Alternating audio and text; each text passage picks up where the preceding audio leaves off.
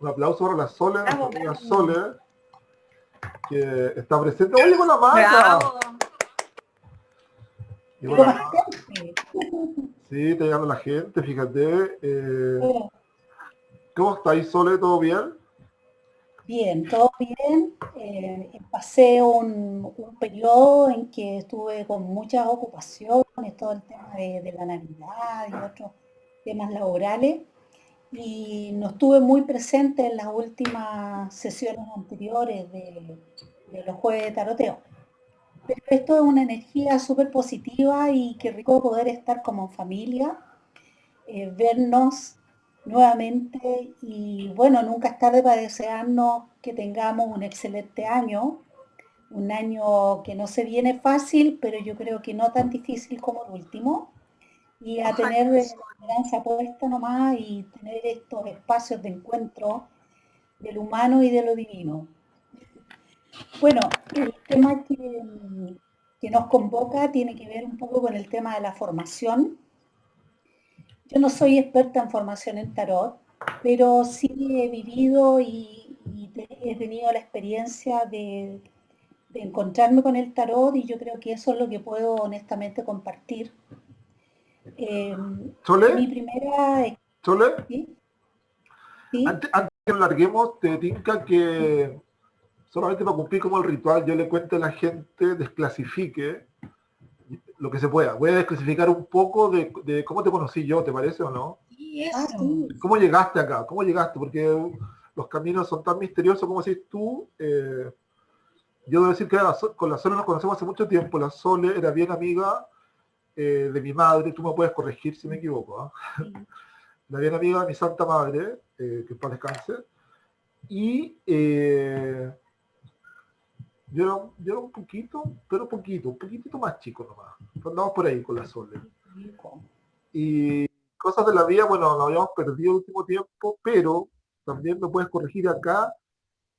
Nos reconectamos gracias justamente al tarot en un taller que hiciste con el Pablo Robledo, cuando el Pablo vino a Valpo en alguna de sus aventuras, y ahí te sumaste, y ahí yo conocí tu beta tarotística que para mí era como desconocida. Yo te conocía más como en el tema del trabajo social, de lo que hacía ahí con mi vieja, y de repente apareció esta Sole tarotista y dije yo, mira qué interesante. Y me acuerdo que tú me dijiste, después del taller me dijiste, oye, ya, pues, ármate algo, haz algo con tarot. Y yo justamente en ese tiempo estaba pensando, o estaba partiendo esta cosa, y te invité. Te dije, mira, estamos haciendo algo los jueves, así que podrías sumarte porque está como entretenido. Y ahí empezaste a venir, pues una cosa así, ¿o no?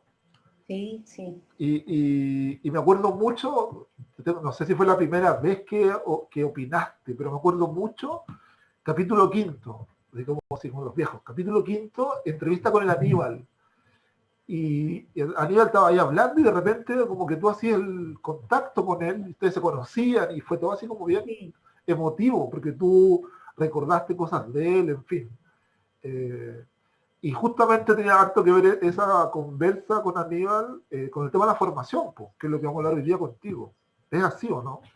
Sí, correcto.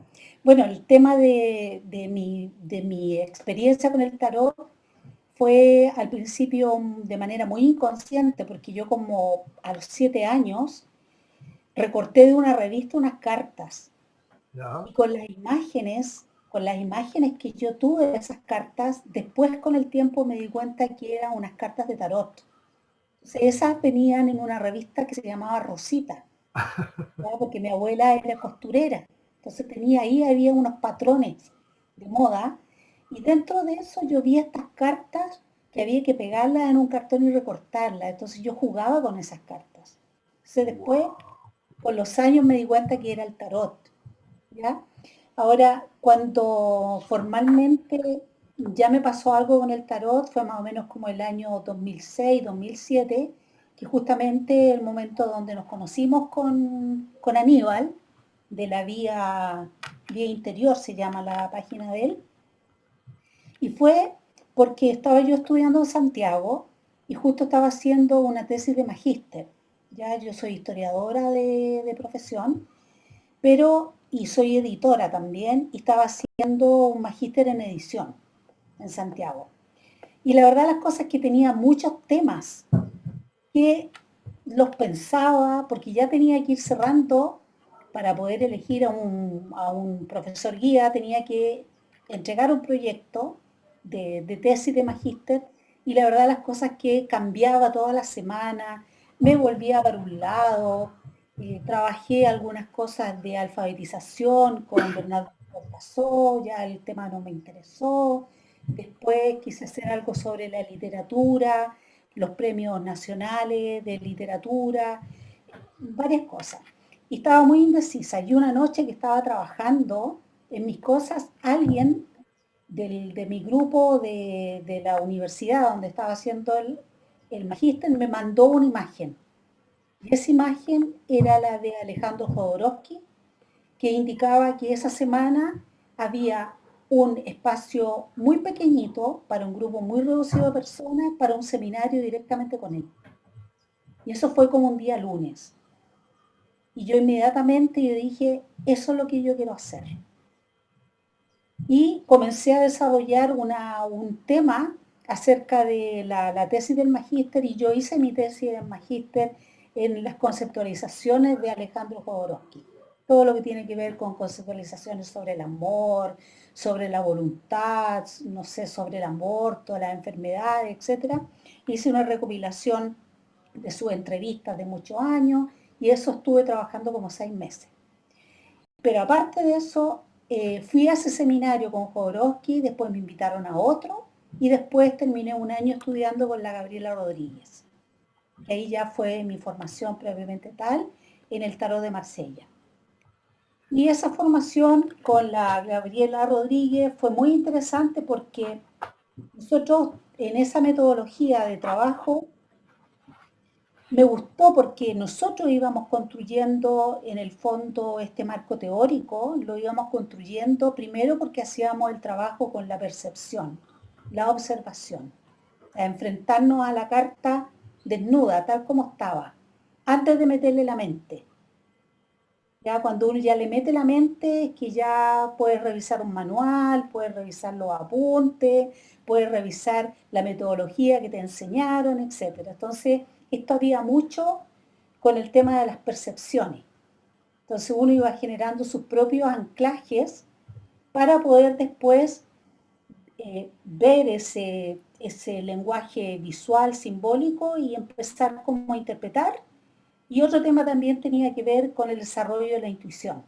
Entonces fue un año de trabajo donde trabajamos todos los arcanos mayores, trabajamos los mandalas, trabajamos los arcanos menores, con toda la dificultad que significa los arcanos menores del tarot de Marsella, que es distinto al Rider, que ahí te muestra físicamente el concepto. Acá no, uno lo tiene que sacar de los números, no de lo que significa de los arcanos mayores. Uno sabe que el 2 es el mismo 2 que está en las cartas con todo, el 2 de bastos, el 2 de oro, el 2 de copa, exactamente. Entonces, es un trabajo súper interesante. Luego Sole, de eso, Sole, ¿Mm? una pregunta, porque para la gente que quizás no lo sabe tanto, y bueno, tampoco soy yo muy experto, pero a Jodorowsky lo conocemos más o menos bien, pero la Gabriela Rodríguez yo entiendo que es como una discípula bien importante que tuvo Alejandro Jodorowsky. ¿Tú nos podés contar un poco más de ella, para los que no la conocemos tanto? Bueno, la Gabriela Rodríguez, la verdad las cosas que ella es chamán. Ella tiene toda una formación, aparte de Jodorowsky, tiene una formación con los indígenas de la Amazonía, etcétera, y a mí me consta cosas curativas, sanaciones que ella hizo. De hecho, a una compañera que teníamos nosotros con Aníbal, tuvo muy grave su hermano. Era una enfermedad que no se sabía lo que era. Y Gisela llevó a su hermano donde la Gabriela. Y sabes que Gabriela lo sacó de eso, el tipo estaba que se moría. Entonces ella, aparte de ser tarotista, ella es chamán, o ¿cómo se diría a las mujeres? Chamana, Chamana, es una chamana, sí, sí, ya. ella tiene bastantes estudios sobre lo que son los linajes femeninos, el último tema que ella se ha metido un poco más, sobre la genealogía, etcétera. Y efectivamente, antes que existiera cualquier otra persona acá, el contacto de Jodorowsky, la persona que organizaba los seminarios y todo, era solamente la Gabriela. Ya después apareció Carosa y otra gente más, eh, con esta página que se llama Sin Fin, que se creó un tiempo, ahora desapareció. El contacto en Chile, de hecho, el tarot que yo todavía tengo, lo compré a través de Gabriela. De hecho, Ya. me han preguntado por el tarot original de Jodorowsky, lo tienen agotado, pero uno lo adquiere a través de la Gabriela. O sea, tiene un tarot por ahí, a una persona se lo conseguí así, que quería tener ese tarot.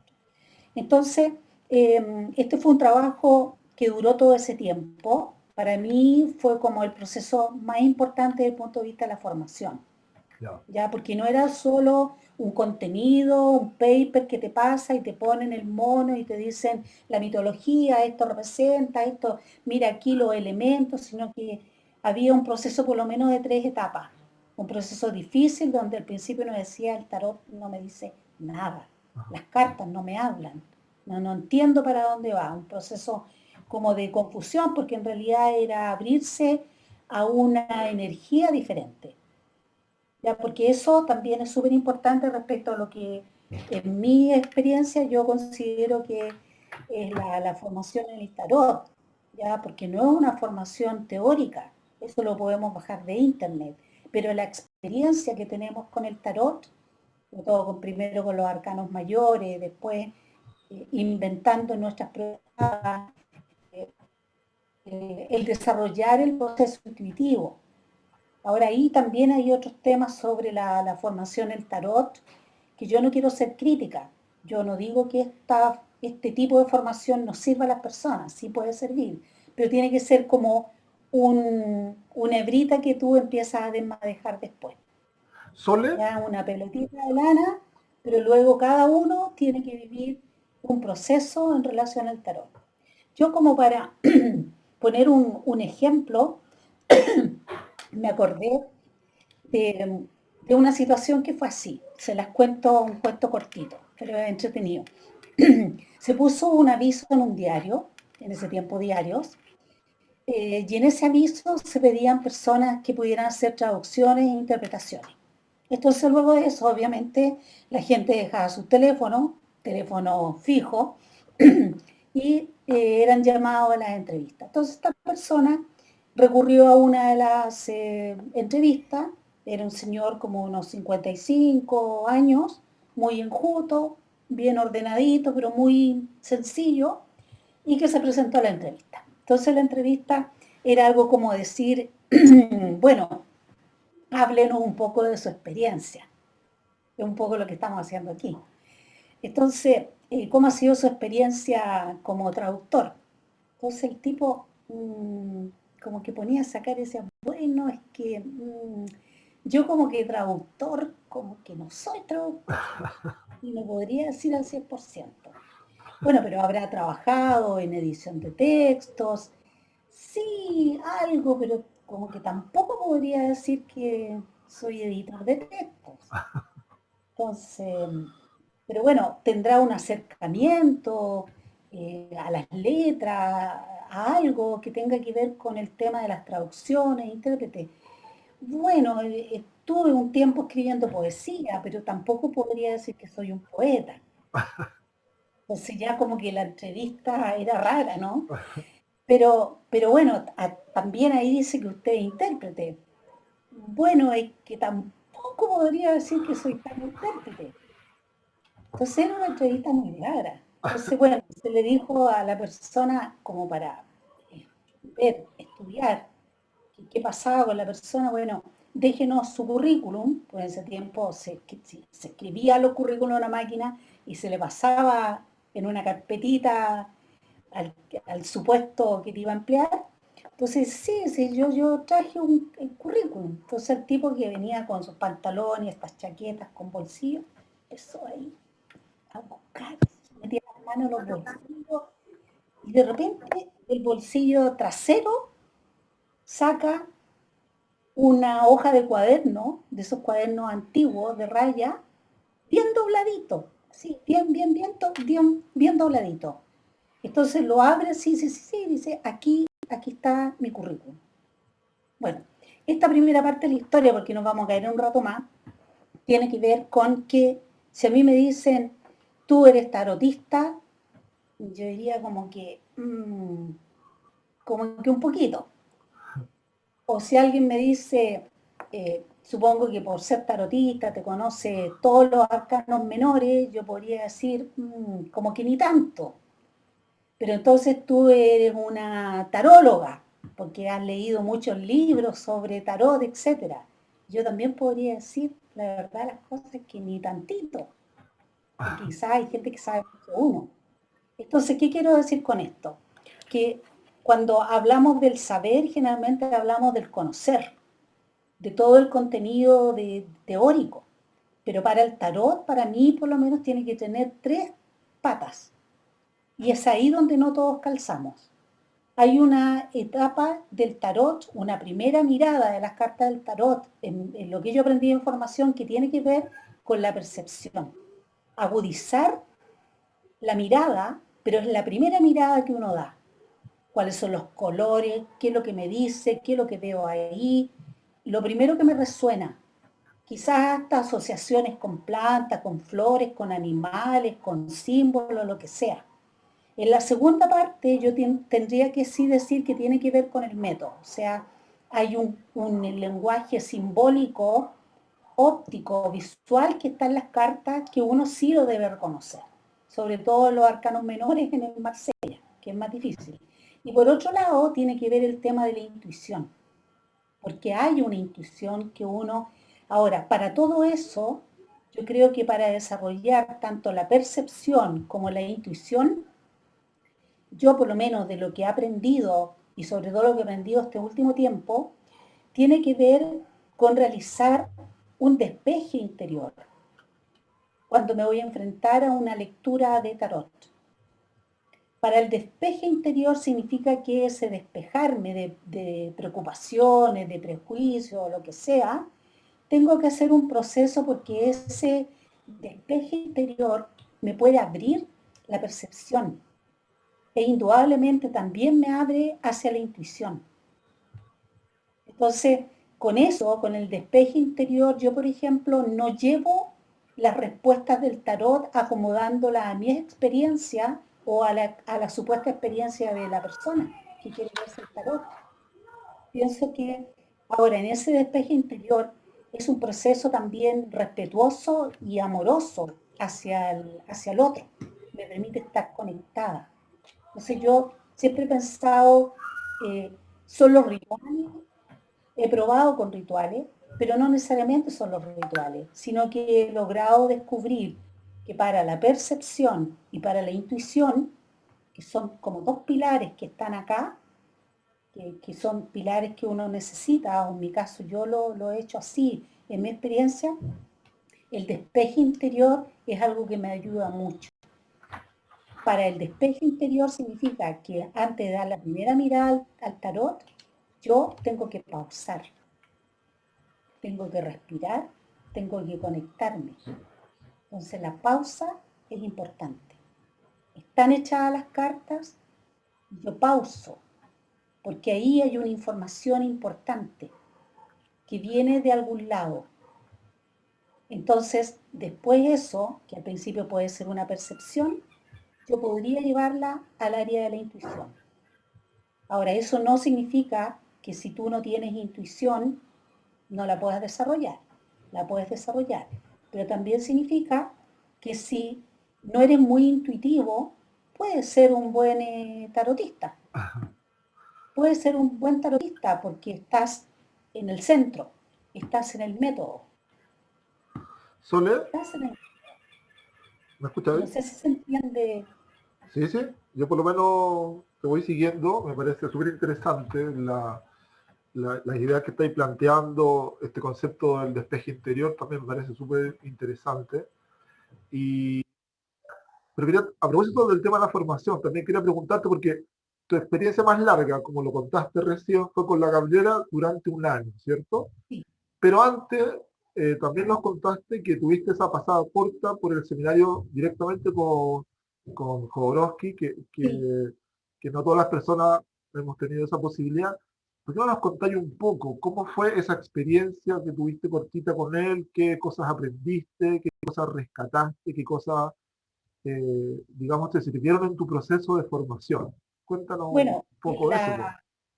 en las dos que trabajamos fue como muy desde la actuación, y eso tiene que ver con los actos de psicomagia, ya porque se trabajó todo el tema de que tiene que ver con la familia, lo que serían como en términos de la Lorena, no sé, por la, la meta, la metaciencia, la metagenealogía, que vendría a ser parte como parecido a las constelaciones familiares, y eso se trabaja a través de la psicomagia. Y la psicomagia es súper interesante el proceso porque hoy día actualmente en las facultades de psicología están trabajando los textos de Jodorowsky. Ya, porque Jodorowsky, bueno, por las películas, súper raras sus películas sobre la poesía, la gente lo conocía y decía, no, este es un loco descabellado. Pero en lo que sí él ha dado avances, pero súper concretos en el área de la psicología y sus estudios sobre lo que viene a ser el psicodrama, pero que él le llama eh, el, ci- ¿cómo se llama? El teatro místico, etcétera, sí tiene una base psicológica, científica súper interesante, que en el fondo le ahorra a la gente muchos años de psicoterapia, porque es un cambio a través de generalmente tipos de trauma, tanto de nacimiento, tanto de muchos relacionados con la infancia, donde, bueno, cada uno ahí va asumiendo ciertos roles y se hacen los actos psicomágicos. Y en ese proceso, por ejemplo, Aníbal hizo un acto psicomágico y Aníbal se puso Aníbal, porque no es el nombre real que él tiene. Entonces, fue tan importante eso que Aníbal cambió toda su vida, cambió sus opciones, se cambió el nombre. Y muchas personas, que fue una tarde completa, de las 3 hasta las 9 de la noche, se hicieron actos de psicomagia en los dos eventos. Había otro acto de psicomagia que se hacía en el Caupolicán, que eso era súper masivo. ¿Ya? Pero indudablemente en el acto de la psicomagia se explicaba cómo la mente se puede engañar. En el fondo nuestro ego tú lo puedes engañar para poder superar fobias, traumas, pero al hueso. Ya como se hace ahora un poco con las constelaciones familiares, pero esto es un proceso muy impactante, porque en esa teatralización se representa, se vive, etcétera. Nos queda menos de un minuto. Sí, nos queda menos un minuto y hay una parte súper interesante que nos falta conversar contigo, Sole, que es que en algún momento de tu proceso tú combinaste herramientas, te pasaste también a las flores y en varios de los capítulos del Juez de Taroteo tú nos has contado, pero muy a la pasada, esto del sistema chileno del doctor Juan Riquelme, que me parece súper interesante que podamos conocer un poquito más. Po. Así que invitemos a la Bueno, lo gente. invito a que vuelvan y ahí le cuento la Ya. segunda parte de la historia del señor del traductor. Ah, es verdad, nos queda también la segunda parte de la historia. Nos queda la segunda parte de la historia. Y nos queda también que la gente que está participando en lo que ya llevamos ya de conversa, a lo mejor tiene alguna duda, tiene alguna cosa que quiere preguntarte. Andrés, que siempre es tan rápido, se acordó que tú revelaste el nombre de Aníbal. Tiene la curiosidad de saber si las cartas que recortaste de la revista Rosita todavía existen. Y, No, no. no existe. Ah, pucha. Y tu tesis, pues también se interesó por tu tesis, así que preguntó. Así que. eh, Bueno, también tuve que pedirle permiso a Alejandro para hacer ya. la publicación porque eran artículos de entrevistas, entonces igual ahí tuve una relación con él, me dijo, oye, ningún problema, publica lo que tú quieras, me dijo, lo que tú quieras publicar. Buena. Así que súper bien. Pues. Ya, interesante. Ya, ahora sí, solo nos vamos a caer, que la gente vuelva porque tenemos más. Vuelvan, Sí, traigan su mate, traigan su. ¿Cómo se dice? Su mate, su tejido. ¿Qué más puede ser? Ahí veo que la Maca está cosiendo. Excelente. Sí, pues yo también tejo. Excelente. Yo voy a traerme una chela, si me queda por ahí. Ya. Yo ya comencé a grabar, así que podemos continuar nuestra amena conversa que estábamos teniendo. Ya, Y quedamos de meter en la conversa el tema de la segunda parte del cuento, lo del sistema floral del sí, Juan Riquelme, y ver por ahí que nos preguntan también las chiquillas. claro. Bueno, la historia de este señor tiene la segunda parte, ustedes ya saben la primera.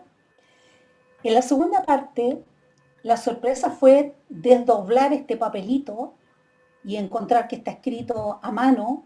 Entonces, el papelito tenía muy pocos elementos, hacía un currículum, pero rarísimo. Entonces, la primera parte decía, Juan González Pérez, nació el 27 de marzo de 1958 en Valparaíso, hijo único y actualmente vive con sus padres. Punto. Una rayita, inicia estudios básicos y los termina. Inicia estudio en el Liceo Eduardo Labarra, se atrasa un año por enfermedad, pero finalmente termina. Luego da la prueba de aptitud, que en ese tiempo era prueba de aptitud, ingresa a la universidad, está un año estudiando literatura, fracasa. Punto. Tercer ítem, busca una nueva experiencia y se va a Australia por un año, a los 6 meses vuelve, fracasa. Intenta ser poeta y crea una pequeña editorial, punto, fracasa. Busca trabajo en cualquier rubro, fracasa. O sea, era un currículum, uno dice, o sea, cada cosa que el tipo ponía era que fracasaba. Y había una serie de cositas que él enumeraba, 5 o 6 instancias donde él trató de hacer algo y fracasaba. Y lo ponía así, fracasa. Él como hablando en tercera persona. ¿Qué es lo que me implica a mí? A mí, de verdad, de las cosas después de haber pasado tantos años en el área universitaria, académica, estudiando, yo he sido una persona súper estudiosa, no pensé que me ibas a poner con la justicia, sino que pensé que me ibas a poner con la papisa, porque yo siempre estoy estudiando, siempre estoy ahí. Entonces, después de pasarme años estudiando derecho, después estudié historia, después hice un magíster en historia, después hice un magíster en edición, después estudié un MBA, estudiando, o sea, yo saco la cuenta y digo, me he pasado toda la vida estudiando. Y la verdad de las cosas es que en mi experiencia actual, para mí, ojalá el currículum mío, mejor hecho, no es la misma hoja, pero no sean más de 2 o 3 cosas en la vida. O sea, en vez de aumentar, porque ya hice la expansión de ese conocimiento, ya lo hice, pero no necesariamente me implicó crecimiento personal. Pero ahora estoy como en la etapa de constreñir las experiencias, pero con mucho contenido. Y ojalá, yo digo, mi currículum sea una página donde en vez de fracaso diga experiencia, experiencia. Porque siento que la, el objetivo de nuestra vida es venir a experimentar. Así que pues, sigan ahora mismo su cuenta Cada. ¿Y Víctor, en qué momento de tantos estudios, Sole, porque pucha que hayas estudiado, en qué minuto sí, te dio el tiempo, te dieron las ganas, te conectaste con el tema de las flores de Bach y en específico con lo del sistema chileno? ¿En qué minuto fue eso?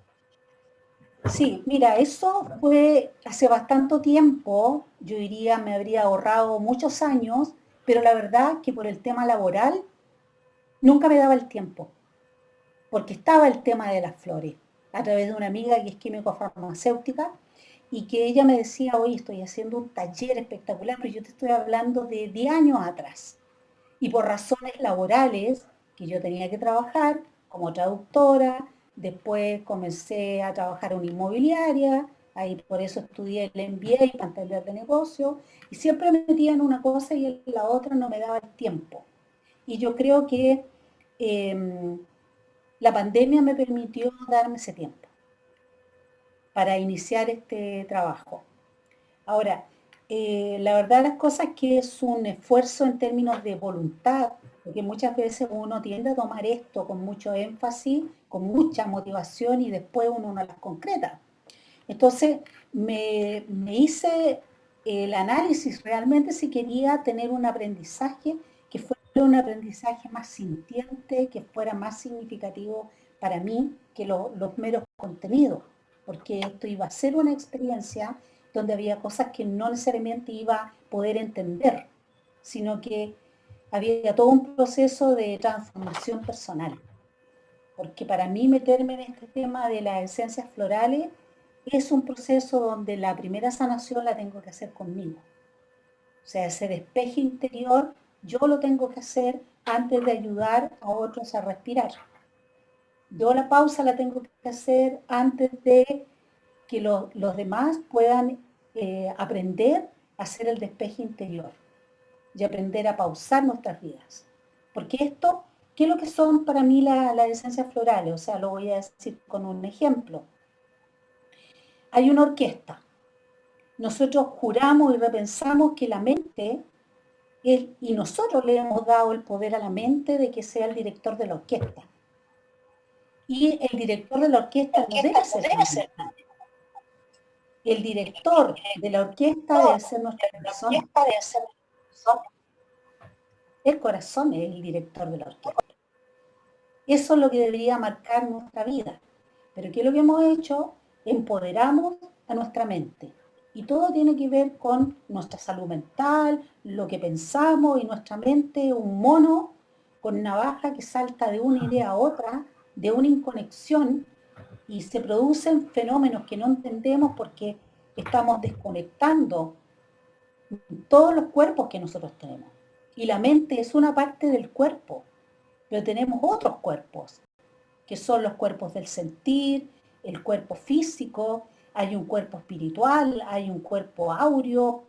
Cada, cada una de las tradiciones puede identificar distintos tipos de cuerpos. Ya los hindúes dicen que tenemos como 7 cuerpos para el lado, otros dirán que tienen los chinos, dicen que tienen 3, no sé, los tibetanos dicen que son 5 las envolturas que tenemos, y estamos trabajando con un solo cuerpo y pensamos que este cuerpo es el director y le damos a la mente la batuta, le decimos tú diriges nuestra vida y no olvidamos que nuestro director debería ser el corazón.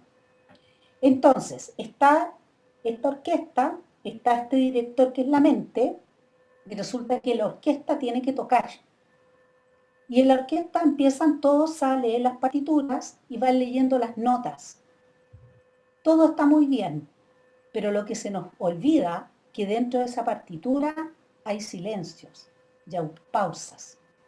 Y lo que como seres humanos necesitamos es estar leyendo las notas, pero también tenemos que saber leer nuestras pausas. Las pausas que necesitamos para descansar, las pausas que necesitamos para conectarnos con nosotros mismos, con nuestra esencia, las pausas que necesitamos para trabajar nuestros traumas o las situaciones pendientes que tengamos. El espacio de silencio, de meditación, el espacio fuera de la tecnología, que nos conecte con la naturaleza, que nos conecte con nuestro sentir, que nos conecte con lo que nosotros sintamos para poder saber qué es lo que nosotros queremos. Entonces ahí tenemos el director, que pensamos que es esta mente, tenemos las notas, tocamos las notas con una pulsación y un ritmo, y vamos, el colegio, la adolescencia, los estudios, la vida, la formación de la familia, y cuando llegamos al lecho de muerte nos dimos cuenta de que nunca vivimos las pausas.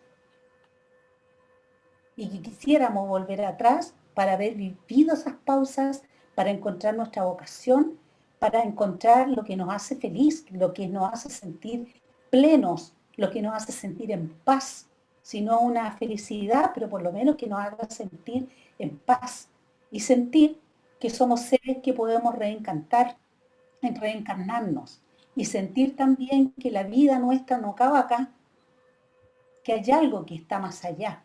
Si no tenemos esas pausas, no lo podemos meditar, no lo podemos sentir, etc. ¿Y dónde caen aquí las esencias florales? La esencia floral, por su característica de pureza, es el diapasón. Se ubican ustedes cuando la orquesta empieza a funcionar, se toca un pitito que te da la, y todos agudizan el oído y todos vibran y hace una pequeña, a veces el primer violín lo hace y le dan la nota a todos. Dice, esta es la nota, la vibración donde tenemos que estar. Y las esencias florales lo que aportan es el diapasón. Es un diapasón que nos dice, toma este ritmo. En esta flor hay una esencia que nos da una vibración que es natural y positiva. Y ese es como el ejemplo respecto a lo que para mí es como entiendo el concepto de la esencia floral.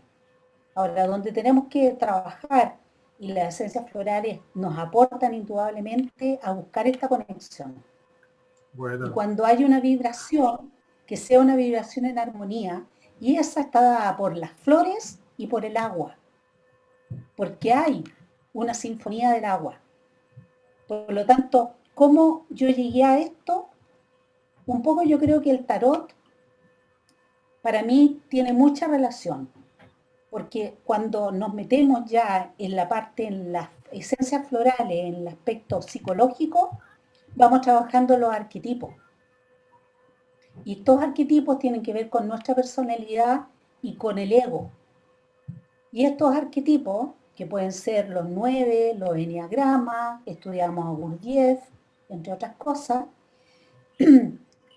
los trabajamos desde el punto de vista de las esencias. Ya, por ejemplo, no sé, pues trabajamos las polaridades. Ya, por ejemplo, podemos trabajar la polaridad ingenuo y sábelo todo. Y en esa dualidad que todos la tenemos, que va de la luz a la media luz, a la sombra, las esencias florales las analizamos desde el punto de vista psicológico. Y ahí es donde yo entro con el tarot, porque el tarot me ayuda mucho con los arquetipos. Porque yo en los tarot, no sé, pues voy viendo un arquetipo, por ejemplo, cuando sacamos los arcanos personales, ahí me queda claro cuáles son los arquetipos, generalmente es así.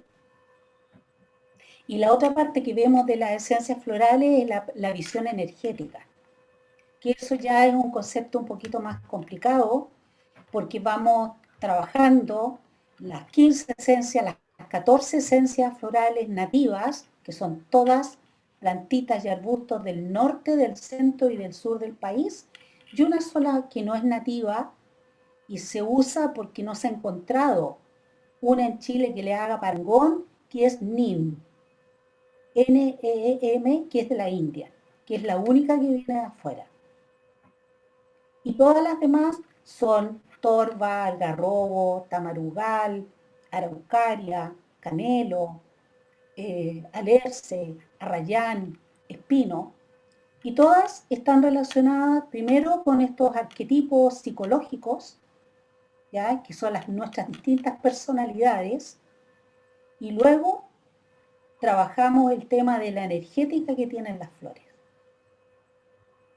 Entonces, en la parte psicológica, obviamente, trabajamos mucho el tema de los arquetipos, y ahí yo me ayudo con el tarot. Entonces, para mí, yo inventé, así como se inventan tarot, yo inventé el tarot esencial. El tarot de Marsella, o el Rider, que también lo puedo hacer, y esencial por el tema de que junto con la sesión de tarot, la persona se pueda llevar una esencia que puede tomar durante 7 días, si son las esencias SOS, y si no, una que se toma durante un mes, luego se evalúa cuáles son las gotitas, pero básicamente lo que se trata de que la persona pueda ir conociéndose, cómo trabajan los personajes. Decir, me puse tirana. Aquí estoy con mi personaje de tirana. Y para eso yo tengo que trabajar temas psicológicos profundos, donde yo trabajo mi niño interior, donde trabajo los padres interiores que nosotros también tenemos, no son nuestros padres biológicos, sino también tenemos madre y padre interior, y eso nosotros lo vamos trabajando con las esencias. Entonces, para nosotros, cuando decimos cuál es la armonía, cuando vibras en paz, cuando te amas a ti mismo y eso lo irradias y te pones al servicio de la humanidad, cuando cuidas el medio ambiente y todo lo que implica eso, es que hay 3 elementos que hemos logrado, que es la voluntad, la sabiduría y el amor. Sole, Si en nuestras vidas no hay esos elementos, nos va a costar, es una pirámide, nos va a costar centrarnos, porque es a donde nosotros vamos avanzando en nuestro crecimiento como seres humanos. ajá. Sole, ¿me escucháis?